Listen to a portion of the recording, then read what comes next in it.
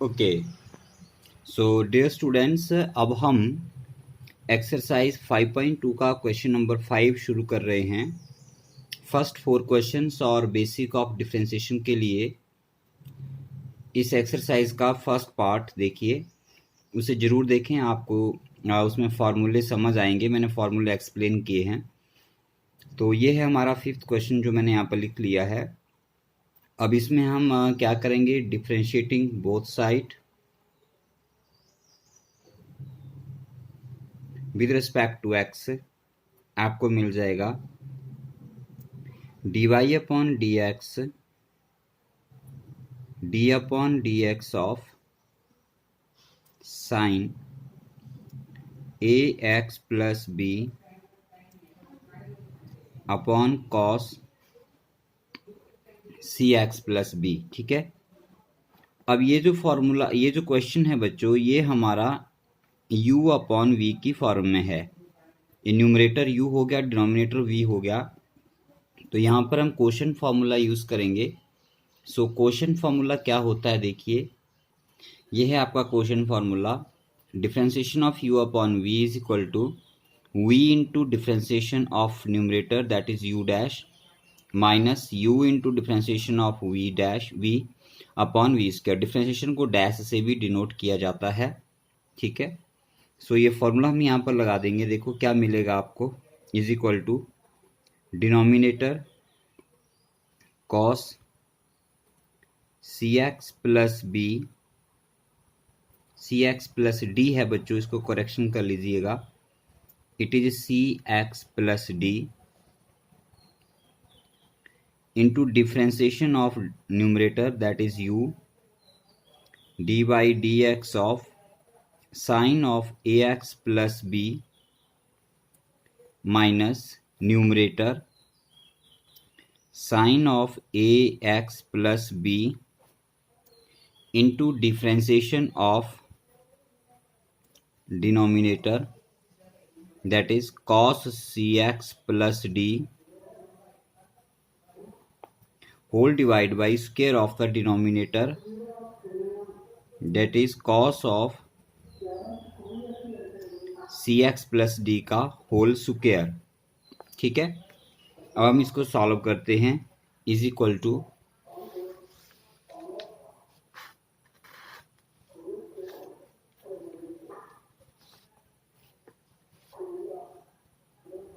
cos, ये term as it is cx plus d differentiation of sine ax plus b।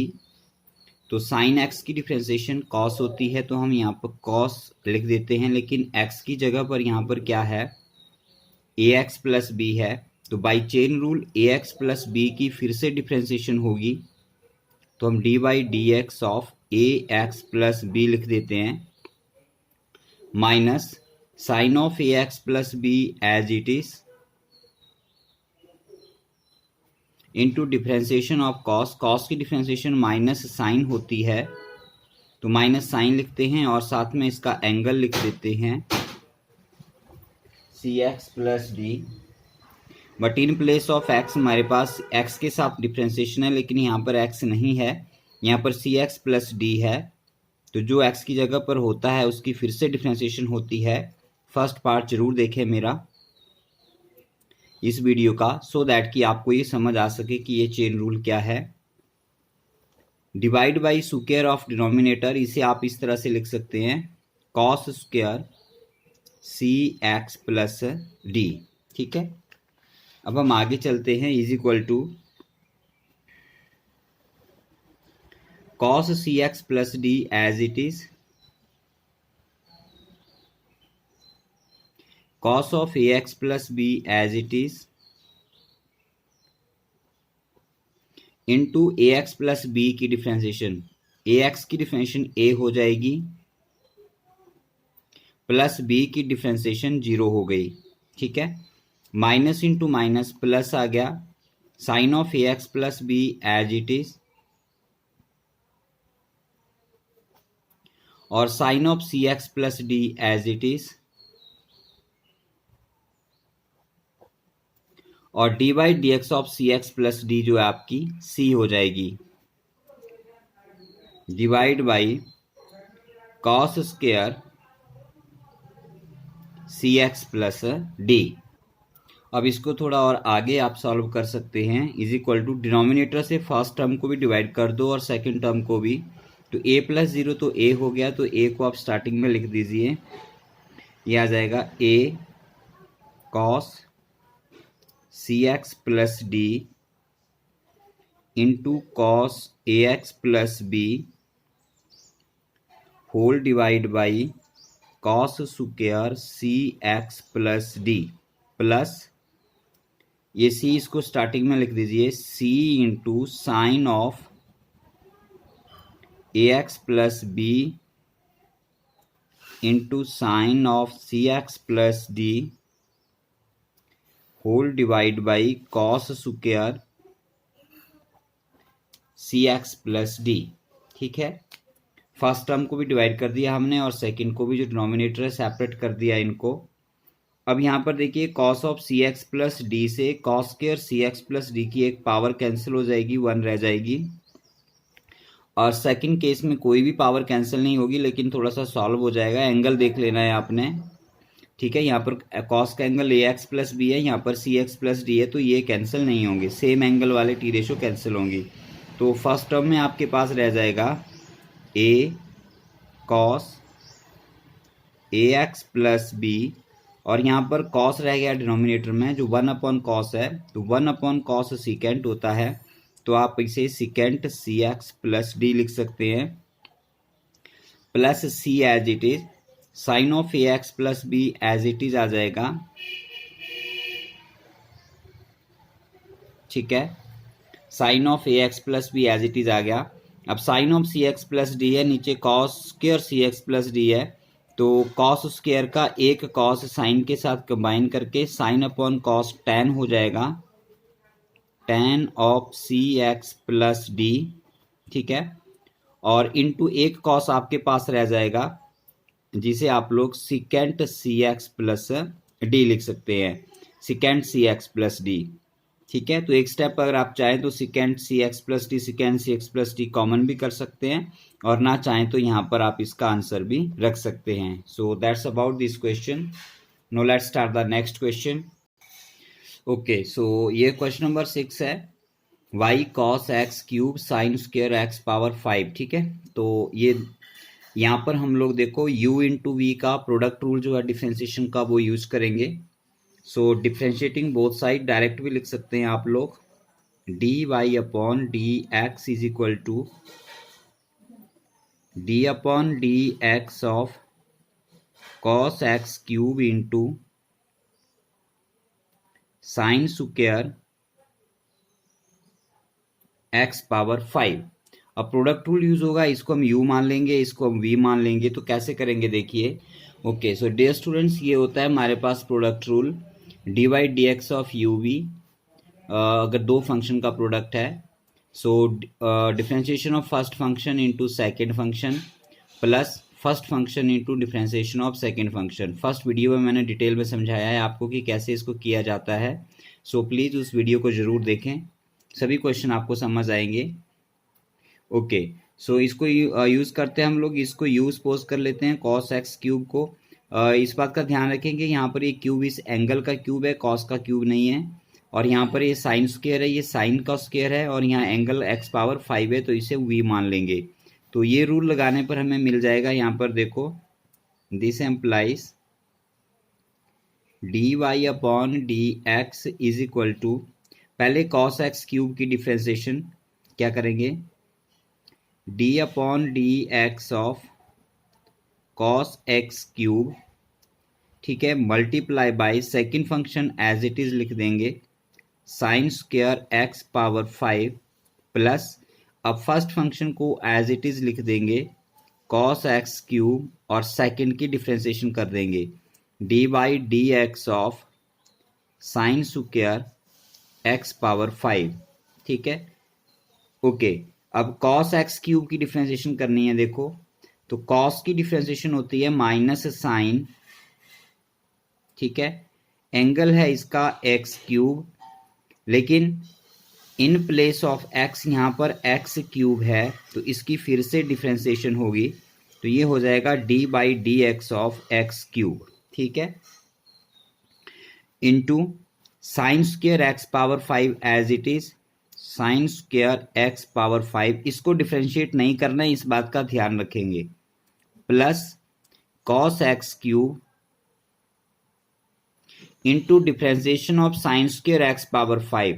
तो देखो यहाँ पर साइन का स्क्वायर है, ठीक है, तो पहले साइन स्क्वायर में एक्स पावर एन का फॉर्मूला लग जाएगा। कौन सा फॉर्मूला लग जाएगा? एक्स पावर एन का फॉर्मूला, ये वाला फॉर्मूला लग जाएगा। यहाँ पर ध्यान देखिए, d/dx of x power n that is n x power n minus 1, तो ये 2 है, यहाँ पर हम 2 लिख देते हैं, बेस साइन आ गया, पावर एन माइनस 1 रह जाएगी, और x इसका एंगल x पावर 5 है। लेकिन ध्यान से देखिए, फिर से समझिए, फॉर्मूला हमने x पावर n का लगाया है, दैट इज बेस हमारा x है, x और x के रिस्पेक्ट डिफ्रेंसिएशन हो रही है, बट यहाँ पर हमारा बेस साइन था, तो मैंने क्या कहा है कि x की जगह पर अगर x नहीं होता है तो जो होता है उसकी फिर से डिफ्रेंसिएशन होती है।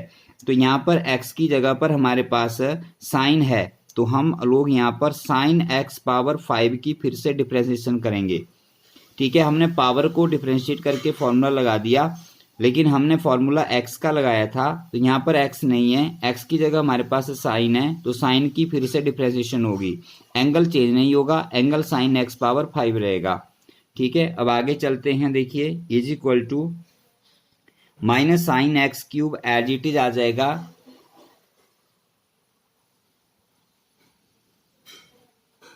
d/dx ऑफ एक्स क्यूब, इसकी डिफ्रेंसिएशन 3x स्क्वायर हो जाएगी, सिंपल ये फॉर्मूला लग जाएगा इसमें, यही वाला, तो 3 यहाँ पर आ जाएगा और पावर 1 डिक्रीज हो जाएगी, और x की जगह x है तो 1 हो जाएगी, इसकी डिफ्रेंसिएशन हम नहीं करेंगे, multiplied by sine square x power 5 आ गया,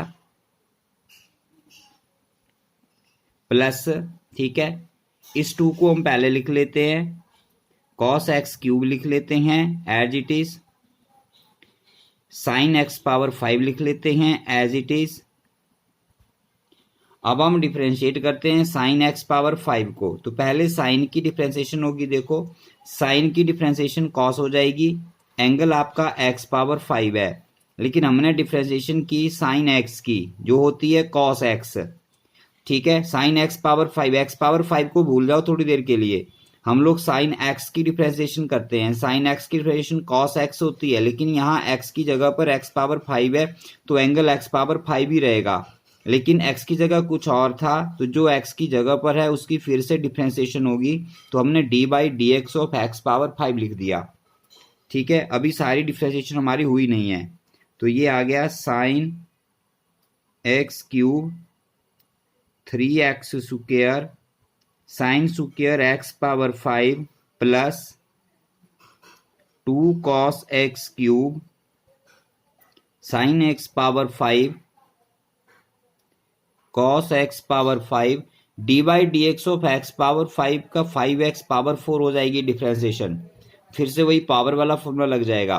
अब बेस x ही था यहाँ पर, तो दोबारा करने की आवश्यकता नहीं है, अगर करेंगे भी x की दोबारा से तो 1 आ जाएगी, ठीक है। अब हम प्लस की टर्म पहले लिख लेते हैं, ये प्लस की टर्म है, इसको पहले लिख लेंगे रीअरेंज करके, जनरली कोशिश करनी है कि प्लस की टर्म्स पहले आ जाए हमारी, तो ये 2 है, ये 5 है, 5 2 10 हो गया, और x पावर 4 आ गया, और उसके बाद डिक्रीजिंग ऑर्डर में लिखा जाता है, तो आप इसको यहाँ पर साइन एक्स पावर 5 लिख सकते हैं, उसके बाद आप कॉस एक्स पावर 5 लिख सकते हैं, उसके बाद आप कॉस एक्स क्यूब लिख सकते हैं, ठीक है, फर्स्ट टर्म हो गई, माइनस सेकेंड में देखिए 3 को हम पहले लिख लेंगे, 3x स्क्वायर को, और यहाँ पर साइन स्क्वायर है, इसको हम पहले ले लेते हैं, sign square x power 5 into sine X cube, तो बच्चों ये आपका आंसर होगा, ठीक है। लास्ट स्टेप को ज़्यादा आपने वरी नहीं करना है, इसको आप रीअरेंज ना भी करें तो भी यहाँ रख देंगे तो भी आंसर हो जाएगा आपका, ठीक है। लेकिन थोड़ा सा होता है सिस्टमेटिकली ऑर्डर में कुछ लिखा हो तो वो देखने में अच्छा लगता है, तो ऑर्डर क्या है, तरीका क्या है, प्लस की टर्म्स पहले लिखी जाती है, माइनस की टर्म्स बाद में ली जाती है, ठीक है, और दूसरा हायर ऑर्डर की टर्म्स जो हैं जिनका डिग्री हायर होती है, पावर हाई होती है, उनको पहले लिखा जाता है, तो ये हमारा यहाँ पर आंसर आ जाता है। ओके, सो ये हमारा नेक्स्ट क्वेश्चन है, y is equal to 2√cot x²। तो इसको स्टार्ट करते हैं हम लोग। Differentiating both side with respect to x, dy/dx जैसे ही आप लिखते हैं इसका मीनिंग होता है कि y को x के साथ डिफ्रेंशिएट किया जा रहा है, लाइन लिखने की जरूरत नहीं होती है। सो d/dx ऑफ 2√cot x², ठीक है, इज इक्वल टू 2 इंटी डिफ्रेंसिएशन से बाहर निकल जाएगा, कांस्टेंट टर्म बाहर आ जाते डिफ्रेंसिएशन से, तो ये हो गया d/dx ऑफ √cot x²। ठीक है, तो मैंने आपको पिछले लेक्चर में आपको क्वेश्चन का एक फॉर्मूला बताया था यहाँ पर, और वो फॉर्मूला था कि d/dx ऑफ √x क्या होता है, हमने ड्राइव किया था, वो होता है 1/2√x। इस फॉर्मूले को याद कर लीजिए, बहुत बार काम आएगा। तो हम डायरेक्टली इसको यूज़ कर लेते हैं यहाँ पे। तो लेफ्ट साइड आपकी यहाँ पर रहती है dy/dx और राइट साइड यहाँ पर आगे 2 लिख दिया हमने। अब ये अंडर रूट समथिंग है, जब अंडर रूट एक्स होता है तो उसकी डिफ्रेंसिएशन होती है 1/2√x।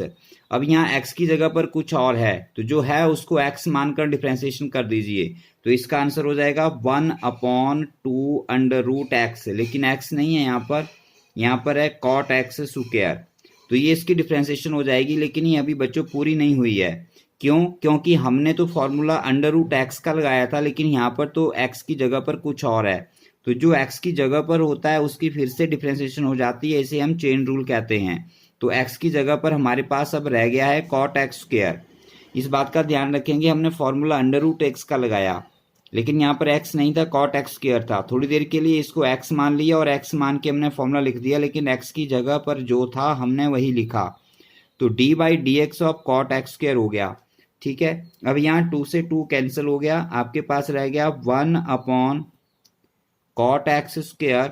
अब d/dx ऑफ cot x² करेंगे तो cot की डिफ्रेंसिएशन क्या होती है आपको पता होना चाहिए।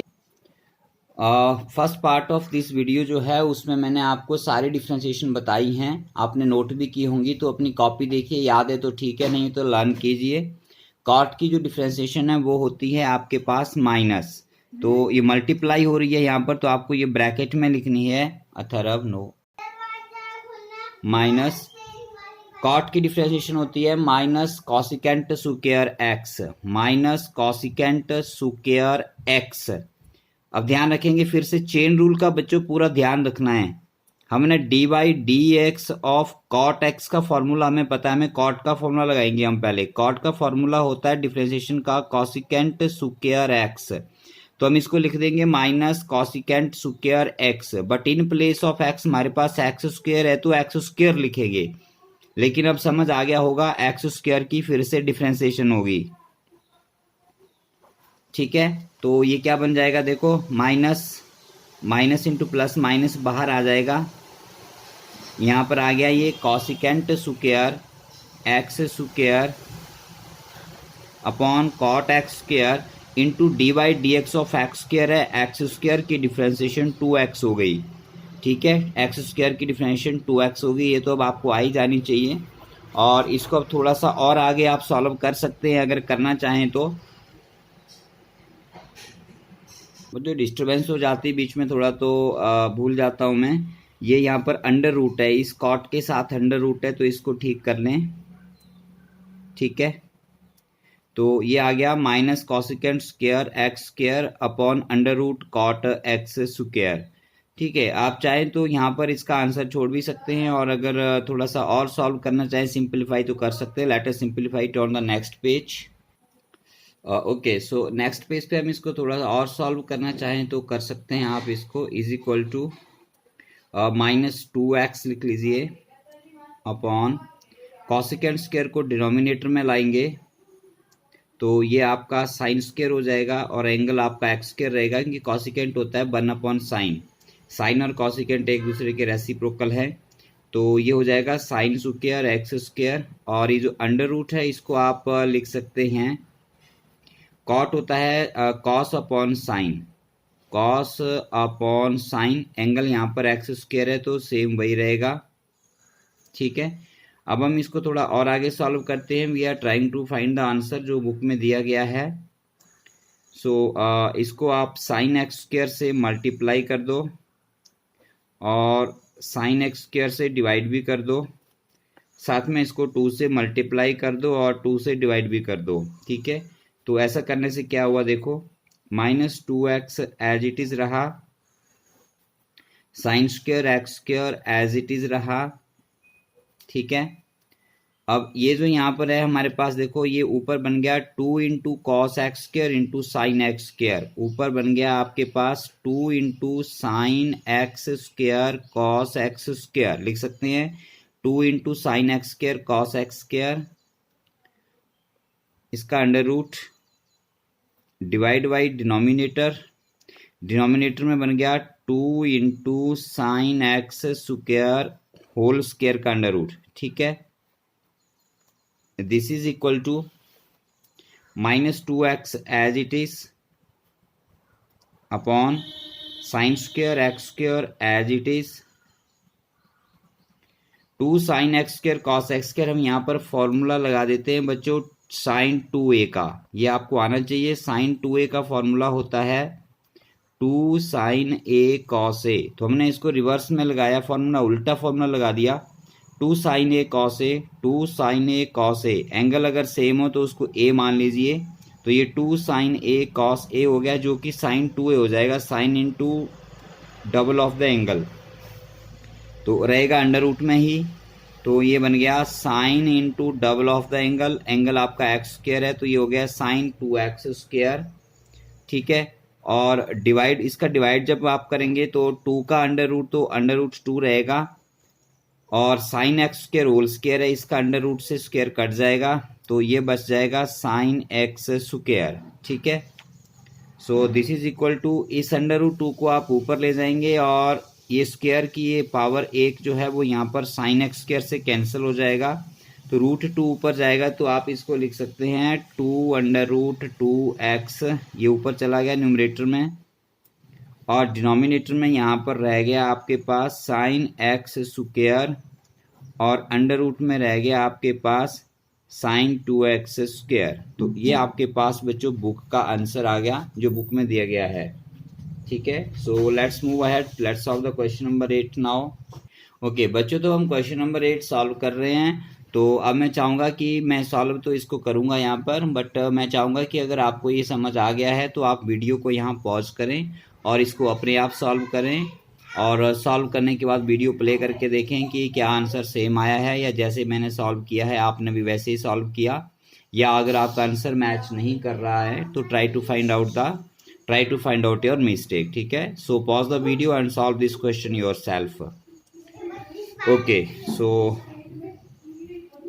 Differentiating both side dy upon dx is equal to d upon dx of cos under root x is equal to, पहले हम कॉस की डिफरेंशिएशन करेंगे तो माइनस साइन आ जाएगी, एंगल आपका अंडर रूट एक्स है तो अंडर रूट एक्स की फिर से डिफरेंशिएशन होगी dy dx of under root x, ठीक है। So this is equal to minus sine under root x dy dx of under root x, मैंने बताया इसका डिफरेंशिएशन फार्मूला यूज़ किया हमने, 1/2 अंडर रूट एक्स होता है, एक्स की जगह पर एक्स ही है तो दोबारा कुछ नहीं करेंगे, तो ये आपका आंसर हो जाएगा यहाँ पर minus sine under root x into 1 multiply किया तो सेम आ गया minus sine under root x divide by 2 under root x, this is your answer, ठीक है। तो आई होप आपने इस क्वेश्चन को खुद किया होगा, ठीक है, और अगर आंसर आ गया तो बहुत अच्छी बात है। जब भी आप कोई क्वेश्चन करते हैं बच्चों, आपको क्वेश्चन समझ आ जाते हैं तो मेरा वीडियो देखने से पहले वीडियो को पॉज कर दें और उस क्वेश्चन को खुद सॉल्व करें और सॉल्व करने की कोशिश करें। जब आप अपने आप दिमाग से क्वेश्चन सॉल्व करेंगे और उसका आंसर निकालेंगे तो आपको एक कॉन्फिडेंस आएगा और आपको लगेगा कि आपको कुछ समझ आ रहा है। और अगर सभी क्वेश्चन आप वीडियो देख देख के करेंगे तो आप अपना दिमाग कुछ भी नहीं लगाएंगे। इससे बेटर तो फिर आप एक सॉल्यूशन बुक खोल लीजिए और उसको देख के उतार दीजिए क्वेश्चन को। वीडियो देखने में देखना टाइम वेस्ट करने का कोई फ़ायदा नहीं है, ठीक है। आपको क्वेश्चन को समझना है, उनको उतारना नहीं है, उनको कॉपी पेस्ट नहीं करना है। ट्राई टू अंडरस्टैंड कि क्वेश्चन में कॉन्सेप्ट क्या समझाया जा रहा है, ठीक है। So let us do now the next question, question number 9। Okay, so question 9 है बच्चों, prove that the function f given by f x equal to mod of x minus one where x belongs to R is not differentiable at x equal to one. X equal to one पर ये differentiable नहीं है, हम इसको differentiate नहीं कर सकते हैं। तो क्यों नहीं कर सकते हैं डिफरेंशिएबल बच्चों? देखिए, हम इसके लिए लेफ्ट हैंड डिफरेंशिएबिलिटी और राइट हैंड डिफरेंशिएबिलिटी यूज करेंगे। तो मैंने first part of this video में एक्सप्लेन किया है कि लेफ्ट हैंड डिफरेंशिएबिलिटी और राइट हैंड डिफरेंशिएबिलिटी क्या होती है, तो आप उसको वहां से यूज करेंगे। सो आप लिखेंगे यहाँ पर at point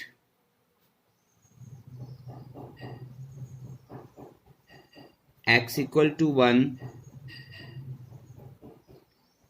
right hand differentiability निकाल लेते हैं पहले। तो राइट हैंड डिफरेंशिएबिलिटी का फॉर्मूला क्या बताया था मैंने?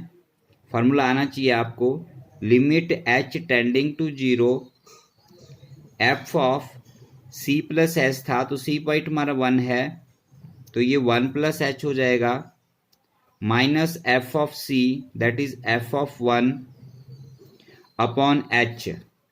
ठीक है, ये लेफ्ट राइट हैंड डिफरेंशिएबिलिटी का फॉर्मूला है। ठीक है, फॉर्मूला मैं यहाँ पे लिख देता हूँ, right R H D at x equal to c is limit H tending to zero f of c plus h minus f of c upon h. ये है राइट हैंड डिफरेंशिएबिलिटी। ठीक है, अब राइट हैंड डिफरेंशिएबिलिटी है तो इसके लिए हमें फंक्शन की राइट साइड यूज करनी है। तो इस फंक्शन को कैसे ब्रेक करना है क्रिटिकल पॉइंट्स में, वो आपको पता होना चाहिए, राइट। तो आपको पता है, मैं यहाँ पे लिख देता हूं, here f x equal to mod of x minus one है, इज इक्वल टू, अगर वैल्यूज पॉजिटिव आती हैं तो एक्स माइनस वन को पॉजिटिव लिया जाता है, that is when x minus one is greater than zero और इक्वल टू जीरो। और अगर x माइनस वन नेगेटिव आता है, that is x minus one is less than zero, तो मॉड को माइनस के साथ ओपन किया जाता है। ठीक है तो राइट हैंड डिफरेंशिएबिलिटी आप इसको ऐसे भी लिख सकते हैं, is equal to x minus one when x is greater than equal to one, और इसको सॉल्व करेंगे आप तो ये आ जाएगा minus x plus one when x is less than one. ठीक है, जब x 1 से बड़ा है तो फंक्शन x माइनस वन हो गया आपका, और जब x आपका 1 से छोटा है तो फंक्शन आपका माइनस एक्स प्लस वन आ गया। 5.1 एक्सरसाइज में ये बहुत डिटेल में पढ़ा है हमने और बहुत बार इसको सॉल्व भी किया है, तो आई होप कि आपको ये मालूम होना चाहिए अब। तो जब हम राइट हैंड डिफरेंशिएबिलिटी की बात करते हैं तो हम right hand means at point one right hand differentiability. Right hand differentiability means हमारा पॉइंट जो है वो पॉइंट के राइट साइड में है, तो राइट साइड में x ग्रेटर देन वन रहेगा। तो जब ग्रेटर देन वन रहेगा तो फंक्शन को x माइनस वन सपोज किया जाएगा। ठीक है, तो यहाँ पर हम लोग क्या करेंगे, अब इस लिमिट को सॉल्व करते हैं। Therefore R H D is equal to limit h tending to zero f of one plus h. हम x की वैल्यू वन प्लस एच निकालेंगे, इमेज निकालेंगे वन प्लस एच पे। तो कौन सा फंक्शन यूज करेंगे? हम ये वाला फंक्शन यूज करेंगे, क्योंकि हम राइट हैंड डिफरेंशिएबिलिटी पे जा रहे हैं। तो राइट हैंड पे x जो है वो पॉइंट से बड़ा होता है, तो पॉइंट यहाँ पर वन है, इससे बड़ा है x माइनस वन है, तो x की जगह पर वन प्लस एच रखेंगे तो ये आ जाएगा one plus h minus one. ठीक है, minus f of one. F of one का मतलब आपका x इक्वल टू वन है, तो x जब इक्वल टू वन है तो फंक्शन यही रहता है, तो ये वन माइनस वन हो जाएगा डिवाइड बाई h। ठीक है, इसको सॉल्व कीजिए, इज इक्वल टू यहाँ कर लेते हैं limit h tending to zero, one से वन कैंसिल, यहाँ पर h रह गया, minus one minus zero zero आ गया, अपॉन h आ गया।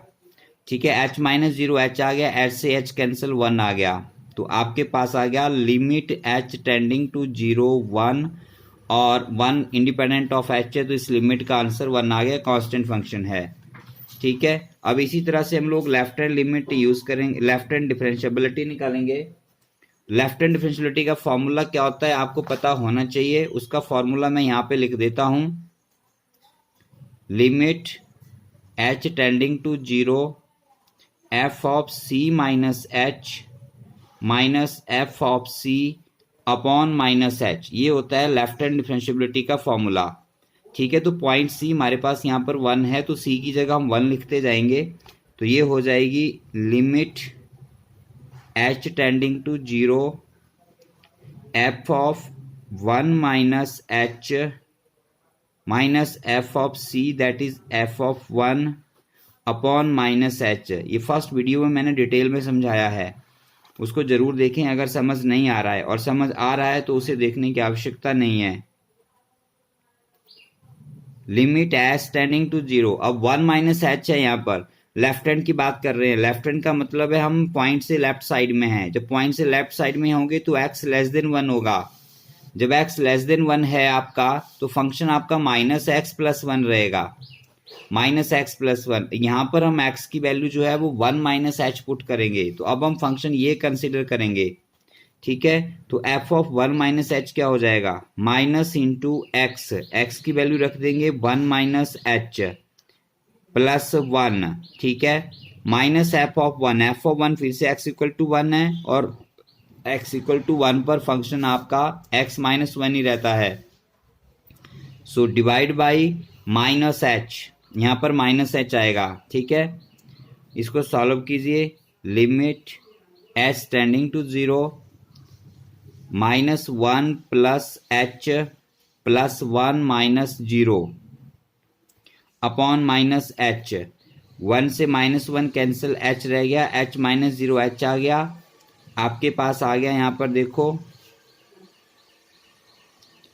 Limit h tending to 0 h upon minus h, limit h tending to 0 h upon minus h, minus का 1 आ गया, और minus 1 constant function constant value है, तो ये माइनस 1 आ गया। तो आप देख रहे हैं लेफ्ट हैंड डिफरेंशियबिलिटी जो है वो माइनस 1 आई, और राइट हैंड आपके पास 1 है, तो ये इक्वल नहीं है। तो आप लिख सकते हैं since LHD not equal to RHD, ठीक है, differentiability not the side at x equal to 1, therefore fx is not differentiable। यही हमको प्रूव करना था।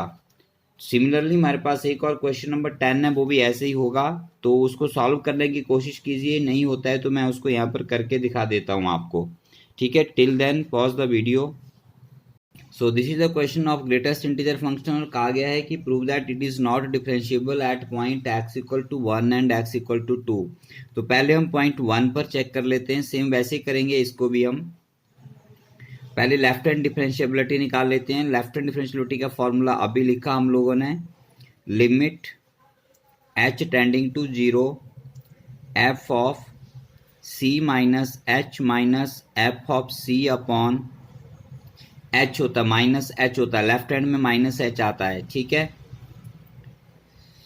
इज इक्वल टू c हमारा यहाँ पर 1 है, तो ये क्या हो जाएगा, limit h tending to 0, point c point होता है जिस पर हमें चेक करना है, तो c यहाँ पर 1 है, तो ये हो जाएगा c f of 1 minus h minus f of 1 upon minus h। ठीक है, अब इन वैल्यूज को मैं फंक्शन में रख देते हैं, तो ये आ जाता है। फंक्शन एक ही है हमारे पास, F x equal to greatest integer function X एक ही दिया हुआ है। ठीक है, तो इसी में हम वैल्यू रखेंगे। तो पहले हम एक्स की वैल्यू 1 माइनस एच रखेंगे, minus f of 1 greatest integer function 1 divide by minus h. ठीक है, is equal to limit H tending to 0। ध्यान से देखो 1 माइनस एच है, ग्रेटेस्ट इंटीजर फंक्शन मैंने समझाया है आपको। 1 माइनस एच मीन्स 1 से हम कुछ वैल्यू माइनस कर रहे हैं, एच 0 को टेंड कर रहा है, मतलब 0 के बराबर तो नहीं है, 0 से कुछ वैल्यू इसकी 0.1 0.2 ऐसे कुछ वैल्यू हो सकती है। तो 1 में से कुछ माइनस करेंगे तो वो 1 से छोटा आएगा, 0 पॉइंट समथिंग हो जाएगा, और 0 पॉइंट समथिंग हो जाएगा तो उसका ग्रेटेस्ट इंटीजर फिर 0 रह जाएगा।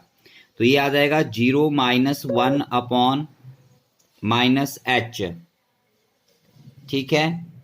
0 माइनस 1 अपॉन माइनस एच आ गया, तो ये आ गया आप, और 1 का ग्रेटेस्ट इंटीजर 1 ही रहेगा। सो आपके पास बच जाता है limit H tending to 0, 0 minus 1 minus 1 upon minus H, 1 upon H आ गया, और समथिंग अपॉन 0 इन्फिनिटी या नॉट डिफाइंड, तो 1 upon H not defined. Division by 0 is not possible, आप इसको नॉट डिफाइंड भी बोल सकते हैं यहाँ पर। एक्चुअली ये एक्यूरेट होता है नॉट डिफाइंड, ठीक है। अब हम आ जाते हैं राइट हैंड डिफरेंशिएबिलिटी पर। राइट हैंड डिफरेंशिएबिलिटी का फॉर्मूला होता है limit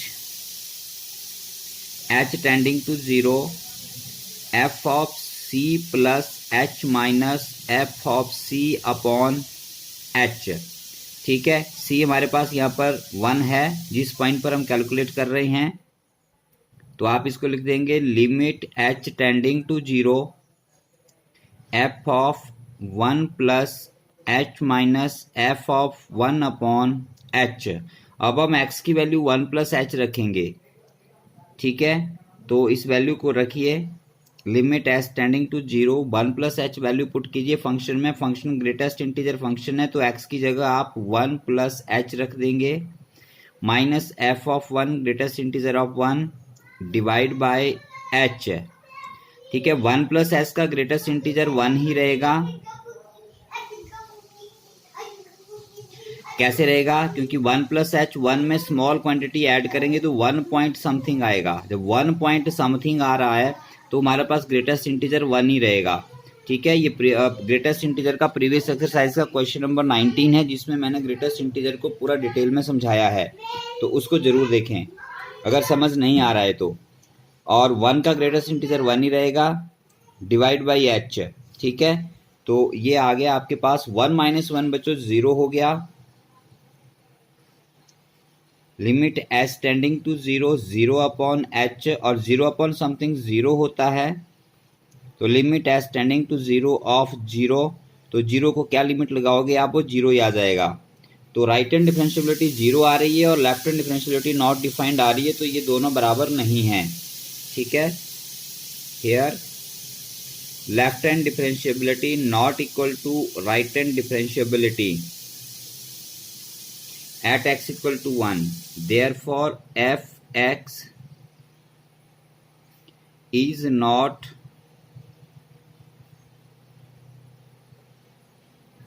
differentiable at x equal to 1, ठीक है। सिमिलरली आप 2 पे भी कर सकते हैं, ठीक है। बच्चे इसको सॉल्व करके अपनी नोटबुक में चेक करेंगे, नोटबुक में नोट कर लेंगे, और यहाँ पर मैं इसको लिख देता हूँ similarly at x equal to 2 it can be proved that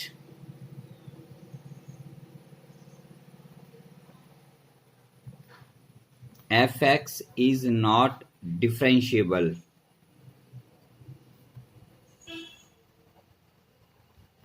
ठीक है। तो इसी के साथ हमारी एक्सरसाइज कंप्लीट होती है।